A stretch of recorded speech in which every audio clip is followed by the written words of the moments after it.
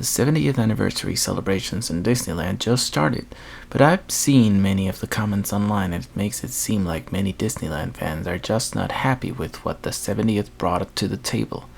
Some say it only brought an overpriced ski experience, a 10-year-old parade, and the only good thing about it all is an audio animatronic of Walt Disney, which frankly is something I'm looking forward to seeing in person. I've only been to 2 of the great anniversaries at Disneyland, the 50th in 2005 and the 60th in 2015. The 50th was, to say the least, a really publicized, long and great event. It even resonated in other parks around the world, making all the resorts celebrate, and also opened a new resort in Hong Kong. The 60th, though not as grand as the one 10 years prior, did bring new parades, shows, and a small but important thing such as the Hatbox Ghost. And when I take a look at the 70th, it just feels a little bit poorly celebrated. It's so underdone that many fans have rumored that the parks are saving the party for the 75th. So I wanted to make a fair comparison of all of the decade celebrations at the park and see if the 70th is definitely a sad and lousy celebration, or if it is just a not so publicized anniversary as other. Join me as we explore 70 years of Disney history here in Stories from the Mansion.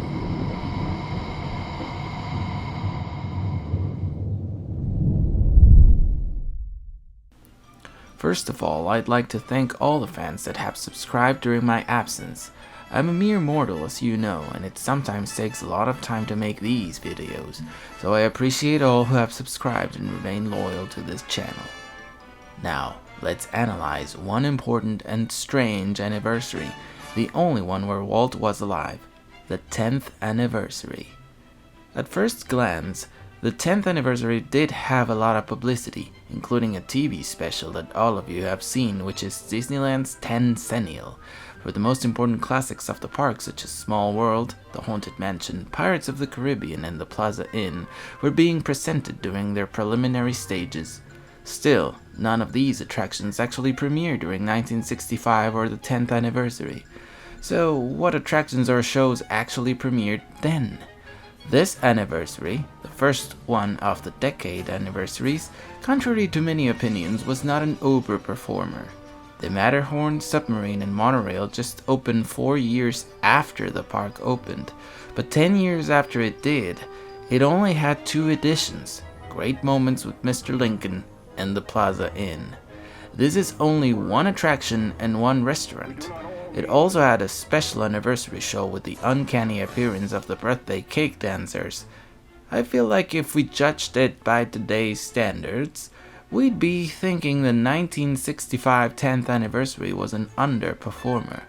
But just the fact that Walt Disney himself was alive to be able to celebrate the first 10 years of this magnificent park makes it special for me. Let's travel to another decade now to see if the 20th anniversary had more attractions to offer. The year is 1975 and the park was now 20 years young. The attractions announced 10 years prior had now opened and also established themselves as classic e-tickets at the park. So what new things could Disneyland offer in its anniversary? The park advertised a 15-month-long celebration that debuted with the new attraction at Tomorrowland, Mission to Mars, American On Parade, and Fantasy in the Sky fireworks. So 1 ride, 1 parade, and 1 show. Not bad, but not great. Let's travel some other 10 years in the future. The 30th anniversary, which had a greater atmosphere, ample publicity through television specials, and the 24-hour celebration did not have, however, openings of many rides. It was the debut of the 30 Years Magic Parade, the first of many returns of Main Street Electrical Parade, the Family Cavalcade, where Disneyland employees and their families were honored, and the strange series of prizes and giveaways where people earned cars or free admissions to the park. It is also important to note that after this anniversary, the park transitioned from a seasonal park that closed on certain weeks or days to the year-round park that we know today. Also, Great Moments with Mr. Lincoln, which opened just 20 years earlier, got an upgrade during its 30th anniversary. This is starting to look like a tendency, right? just having a Mr. Lincoln attraction updated or opened during the anniversaries. Put a pin on that. At Frontierland, the Frontierland Shooting Arcade opened its doors for the wildest shooters in the wilderness. Okay, so on total we have one returning show, one commemorative parade, one small attraction, and the possibility of entering Disneyland on any day of the week. This, if you allow me saying so, sounds like the worst anniversary so far. But I know many of you might have been alive back then and might have some nostalgic connections with it. Still, I'd like to travel 10 years in the future to see if the anniversaries get a little better. So the tendency so far is just having one ride and at least one parade or show open for the anniversary. The rides so far have been great moments with Mr. Lincoln for the 10th, Mission to Mars for the 20th, and the Shooting Arcade for its 30th anniversary. Now, what attraction might have opened for the 40th? Well, let me say that the 40th seems like the best anniversary so far at the moment. Titled 40 Years of Adventure, this anniversary debuted the ride of Indiana Jones and the Temple of the Forbidden Eye. The ride opening was so important that even the typography of the whole event matched that of the Indiana Jones movies. The new shows and experiences, including The Spirit of Pocahontas, Dick Tracy, and Diamond Double Cross, and the show Amazement opened. This celebration also included a time capsule that will be opened in 2035.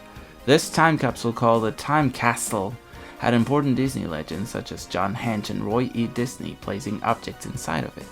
So the 40th might have been the first of the nostalgic anniversaries, meaning this is the first time the park had enough years from its opening day to be separated from its new attractions and overall path. The 40th reunited opening day legends, but while also paying homage, it integrated a new generation ride, and now a classic, into Adventureland. The 40th managed to pay homage to the past, while bringing important IPs from back then into the front line. The 40th ended up bringing one e-ticket, 3 shows, and 1 nighttime show. Compared to the 20th or the 30th, the 40th set the bar high. Now let's travel to 2005 to revisit the 50th anniversary. The 50th anniversary is something the parks really prepared for. Back in 2004, several rides including Big Thunder Mountain, Sleeping Beauty Castle, and Space Mountain were close to be refurbished for the 50th anniversary. The 50th made every single park celebrate the anniversary of the original California park, and it also brought the inauguration of the first Chinese Disney park. As for the ceremony, Julie Andrews presided a TV special that brought Disney characters from around the world to celebrate the birthday. The 50th anniversary had a special message, one that I think the 40th tried to make but did not achieve, and that is a certain respect to the past, to the original intentions of Walt Disney with the park, and a nostalgic homage to that. Proof of that is the Disneyland Story Show at Main Street Opera House, which told the story not only of Disneyland, but also the intentions of the man who dreamed of it, Walt Disney. Other sort of homages included the golden vehicles located at opening day attractions such as the dark rides at Fantasyland or jungle cruise boats. Aside from that though, each attraction had a hidden Mickey that also displayed a 50 in them to celebrate the 50th anniversary. As for attractions, the 50th brought an all-new Space Mountain, a refurbished Big Thunder Mountain, a refurbished Jungle Cruise, Tiki Room, Mr. Toads, and Mark Twain. The new Buzz Lightyear Astro Blasters and Steve Martin's Disneyland, the first 50 Magical Years show. As for shows, remember Dreams Come True, a spectacular new nighttime fireworks show narrated by Julie Andrews, celebrating the park's 50 years, Walt Disney's Parade of Dreams. A vibrant daytime-nighttime parade with elaborate floats and Tinkerbell. At DCA, the electrical parade ran for another period. And you might also remember some picture mosaics across the park called the happiest mosaics on Earth, with pictures from guests from all over the years. Wow, I need to catch my breath. Was that an amazing anniversary? Why, yes it was. The 50th not only brought a total of 4 new attractions, but it also refurbished opening day classics for the first time ever, used nostalgia and a connection to Walt to please guests and celebrate the park as it should. giving old classics some new magic and bringing new rides to the park. So you see why the 70th anniversary looks kind of dull compared to this one? The thing is that many of us here were also present during this anniversary, or it might have been our first decade anniversary where we were present. So we also had the chance to experience it and make it bigger than it was. Be it as it may, you've got to admit so far the 50th was the best anniversary so far. Now, time for us to travel to 2015. By the time the 60th anniversary came to be, a lot of things had changed between 2005 and 2015. There was a new CEO, DCA had fixed its opening day weirdness, and fan forums and social media had inundated the internet with Disneyland history, unmade projects, lore, predictions, and even weekly reports. Fans now had a little of a say in what they wanted to happen in the park, and they were always wanting for the ones in charge to use some technology to bring back old classics. And such was the surprise Haunted Mansion guests had by May 2015. After years of speculation, fever dreams, and weird 1969 opening day pictures, the Hatbox Ghost reappeared at the Haunted Mansion attic. This was a small but important addition, because it was the first time that an old effect was taken into consideration to be remade with new technology thanks to fan pressure and enthusiasm. The 60th followed suit on the 50th with the heavy nostalgia trying to add new technology to classic rides such as the Haunted Mansion and Matterhorn bobsleds. But it also used peak technology to focus on putting the most recent Pixar and Disney animations on spot with Paint the Night Parade, a spiritual and technological successor to the aging Electrical Parade. Aside from that, a new world of color debuted across the berm and Disneyland Forever fireworks and projection show. An all-new sparking fireworks show with immersive projection mapping across Main Street, Sleeping Beauty Castle, the Matterhorn, It's a Small World, Rivers of America, and more. The 60th did not offer as much attractions as the 50th or even the 40th, but it still homaged classics by adding new magic to them. Though not as powerful or mediatized as the 50th, the 60th was the last time I felt a Disney anniversary was a true event, a true celebration, because the next decade, from 2015 to 2025, would bring the first important anniversaries for parks worldwide, such as Tokyo Disneyland's 40th anniversary, Walt Disney World's 50th anniversary, Disneyland Paris's 30th anniversary, and now Hong Kong Disneyland's 20th anniversary. These anniversaries would have their own spots for the first time, filling a lot of years with a lot of celebrations, making none of them really special. But it would also bring a leadership crisis within the company and the effects of the pandemic. The 70th anniversary so far has been a calm one.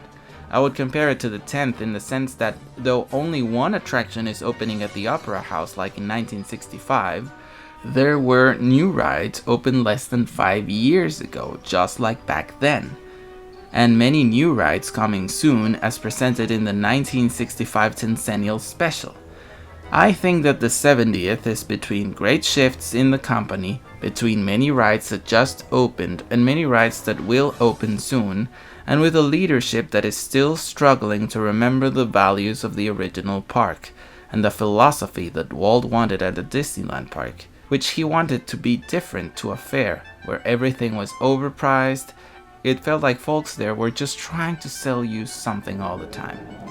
So going back to the question at the beginning, is the 70th an underperformer?